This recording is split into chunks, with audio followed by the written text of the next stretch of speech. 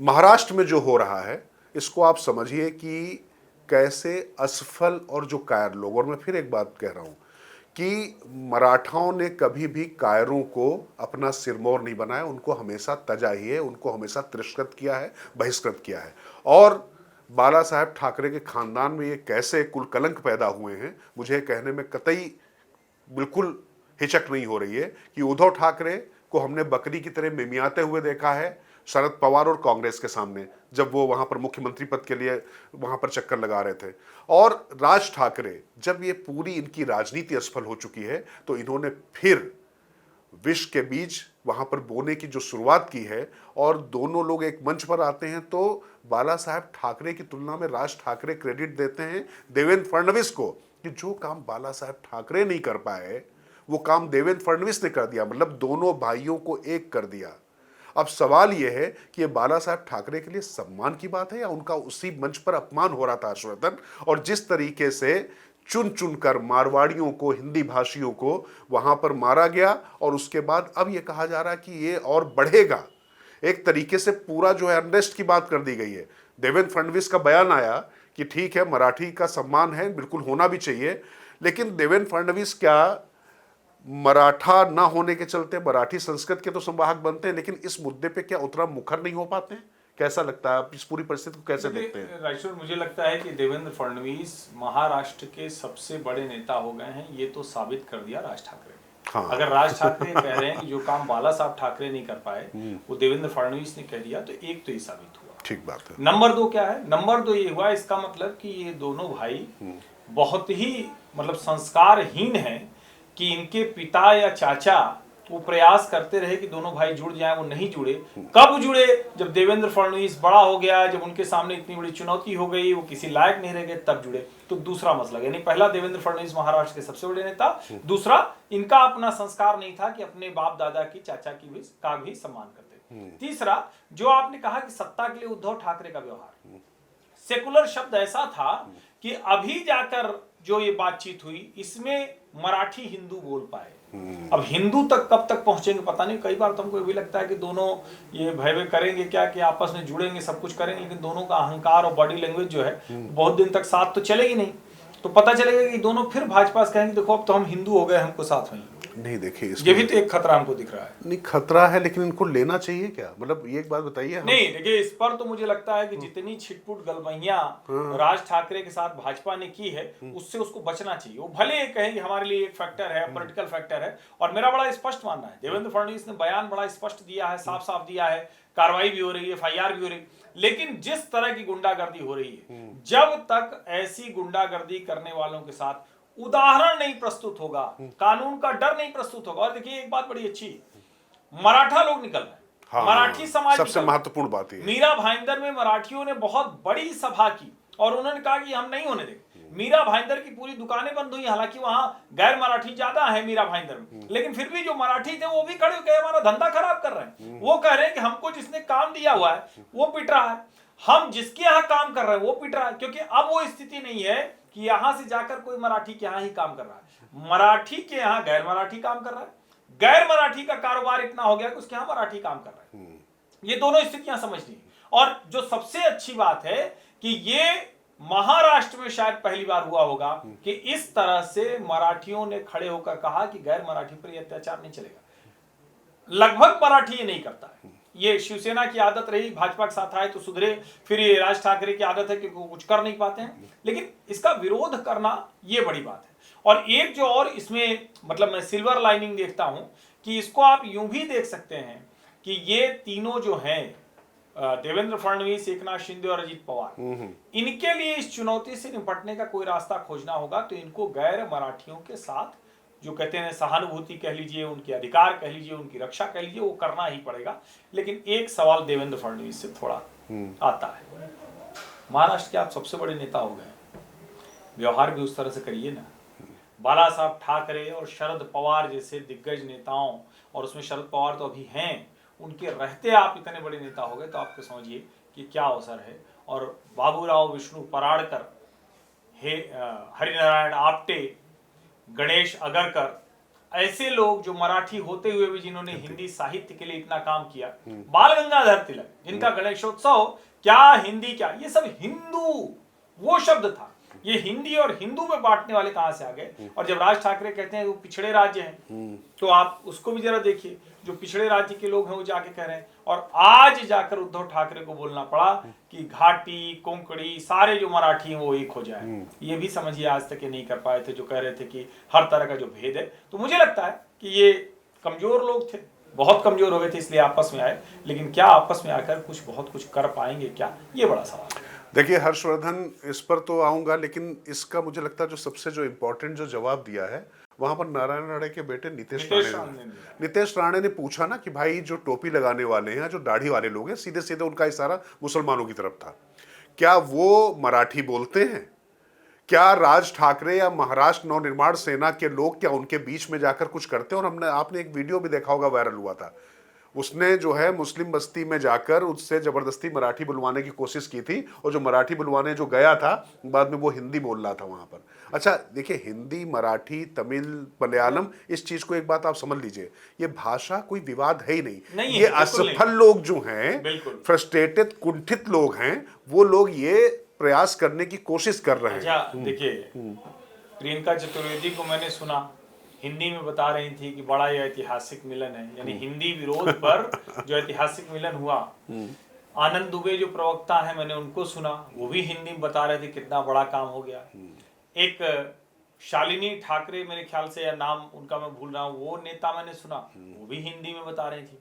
हमारे एक सामाजिक परिवार के मित्र, उन्होंने मैसेज किया सुबह कि हमारे विदर्भ में तो 2 मराठी मिलते हैं तो हिंदी में ही बात करते हैं। मैं 4 साल मुंबई रहा हूँ, हिंदी में ही बात होती है, और मराठी में जब बात होती है तो हिंदी वाले को कोई दिक्कत नहीं होती, हिंदी में जब बोलता है तो मराठी वाले को कोई दिक्कत नहीं होती। और मैं फिर कहता हूँ, मराठी गुजराती तो ऐसी भाषाएं हैं कि 1 हफ्ते रहिए तो आप गुजराती सीख जाते हैं, मतलब समझने के लिहाज से। बोलना तो थोड़ा कठिन होता है किसी भाषा को, 15 दिन 20 दिन या 1 महीने रह जाइए तो मराठी आप समझने लग जाते हैं। कोई जल्दी ना बोले, आराम से बोले तो समझ जाते हैं। बोलने के लिए आपको अभ्यास करना होगा, लेकिन क्या इसकी आवश्यकता आज के आधुनिक युग में है, जहां तकनीक की मदद से 30 सेकंड के अंदर किसी भी भाषा से किसी भाषा में अनुवाद किया जा सकता है? बिल्कुल। क्या ये कोई मसला रह गया है? और भाषा विवाद सिर्फ और सिर्फ इसलिए कि हमारी दुकान बंद हो रही है, हमारी राजनीतिक स्थिति कमजोर हो रही, ये करना ठीक नहीं। और आप मार पीट कर, फिर वही सवाल है, मुकेश अंबानी से बात करो ना, गौतम अडानी से बात करो ना, एक दिन किसी दिन सलमान खान से कह दो ना, एक दिन किसी दिन आमिर खान से कह दो ना, एक दिन किसी दिन शाहरुख खान से कह दो ना, इन अमिताभ बच्चन से कहो ना, सिर्फ मराठी के अलावा और कोई नहीं चलेगा।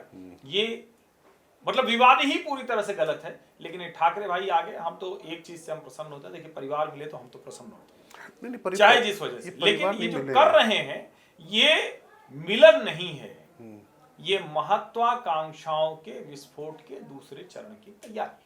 नहीं, दरअसल ये मिलन तो बिल्कुल नहीं है हर्षवर्धन। कुल मिला के मान के चलिए कि ये जो 2 असफल लोग जो है एक दूसरे का कंधा तलाश रहे हैं, रोने की कोशिश कर रहे हैं। और यहाँ पर एक बात ध्यान रखिएगा, बहुत इसको वैसे आप समझिएगा कि पाखंड की पराकाष्ठा यह है कि जब मुख्यमंत्री थे उद्धव ठाकरे, उस समय जो त्रिभाषा फार्मूले को लेकर जो कमेटी की रिपोर्ट थी, संस्तुति की थी उद्धव ठाकरे ने कि मराठी और अंग्रेजी और हिंदी तीसरी अनिवार्य भाषा बनाई जाइए। 1 से 12 तक कहा था। 1 से 12 तक सोचिए, ये उद्धव ठाकरे ने कहा था। और आदित्य ठाकरे भी हिंदी में बोल रहे थे। और ये उद्धव ठाकरे आए थे, जब मुझे याद है कि अयोध्या जब पहुंचे थे तो यहाँ पर आरती भी कर रहे थे, हिंदी में बाइट भी देकर जा रहे थे और सब कुछ बोल रहे थे। अच्छा सवाल ये है कि हम और हर्षवर्धन यहाँ पर बैठे हुए हैं, भारतीय साहित्य का जब नाम आएगा तो शिवाजी सावंत को सब जानेंगे।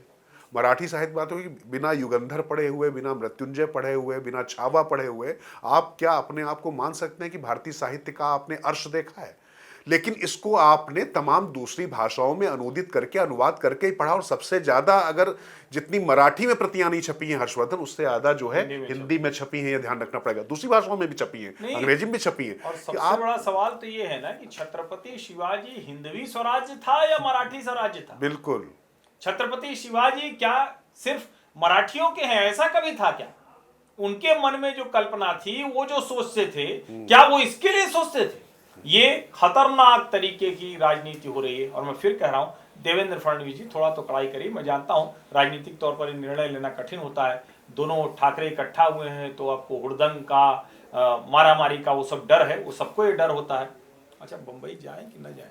नहीं नहीं, बिल्कुल आराम से जाइए, खूब जाइए। अभी ओंकार केडिया अपने सामाजिक परिवार के सदस्य हैं, जानते हैं, आपके भी मित्र हैं, हमारे भी मित्र हैं, बड़े वहां पर वो बिजनेसमैन हैं। और उन्होंने एक अंग्रेजी में राज ठाकरे को टैग करके ट्वीट किया, तो उनके प्रतिष्ठान पर जाके उन्होंने हल्ला बोलना सुशील केडिया, सॉरी ओंकार केडिया, माफ कीजिए। ओंकार केडिया दरअसल होम मिनिस्ट्री में हमारे पुराने मित्र थे, होम मिनिस्ट्री में ऑफिसर होते थे, और रिटायर हो गए तो एकदम से उनका नाम आ रहा है, सुशील केडिया जी। हाँ, तो सुशील केडिया जी थे, उन्होंने किया, तो उनके यहाँ जाकर इन लोगों ने वहां पर तोड़फोड़ की, सब कुछ किया। उसके बाद खैर कार्रवाई हो रही, सब चीजें हो रही, जहां पर भी हो रहा है पुलिस अपनी कार्रवाई कर रही। लेकिन यहां पर इस थोड़ा सा बात को समझना पड़ेगा, नितेश राणे जो बात कह रहे हैं उसको भी बहुत करीब से समझिए। और ये जो दो असफल लोग हैं ना, और इसमें लेकिन अब इसके साथ में थोड़ा सा एक और चीज, वो जो तटस्थ होकर बैठी हुई है कांग्रेस, वहां पर तेजस्वी क्या करेंगे? कांग्रेस से गठबंधन करेंगे? बिहार में क्या होगा? मतलब चूंकि ये बात तो वहां भी जाएगी। यही किया, और कांग्रेस को ही क्यों कहेंगे? तेजस्वी क्या कर रहे हैं? हाँ, लालू जी क्या कर रहे हैं? ये तो सब राज ठाकरे और उद्धव ठाकरे के लिए, अभी तो पहले तो नाराज थे, अब तो बड़ी अच्छी अच्छी बातें कर रहे थे। और मैं फिर कह रहा हूं, ये अपनी जमीन तलाशने की कोशिश है। ये खत्म हो रही थी शिवसेना, खत्म हो रही थी एमएनएस, लेकिन भैया क्या करोगे? शिवसेना में तो उद्धव बाला साहब ठाकरे लगा दिया है। ये भी जरा आप सोचिए, शिवसेना बाला साहब ठाकरे नहीं किया, शिवसेना बीटी कर देते हैं। यूबीटी किया है। यूबीटी क्यों किया? उभाटा। क्या उद्धव बाला साहब ठाकरे की कोई है क्या? बाला साहब ठाकरे की थी, और इसीलिए शिवसेना एकनाथ शिंदे ज्यादा प्रभावी होगी। बिल्कुल। और क्या एमएनएस अपना अस्तित्व विलीन करेगी उसमें? अभी तो दोनों गले वले मिल लिए, लेकिन क्या अस्तित्व विलीन करेंगे? क्योंकि अभी दोनों का कैडर, दोनों के लोग, दोनों के शाखा के लोग, दोनों के कार्यकर्ता वो भी तो चाहेंगे ना। और सारी लड़ाई वही है, बीएमसी, टीएमसी, पीएमसी।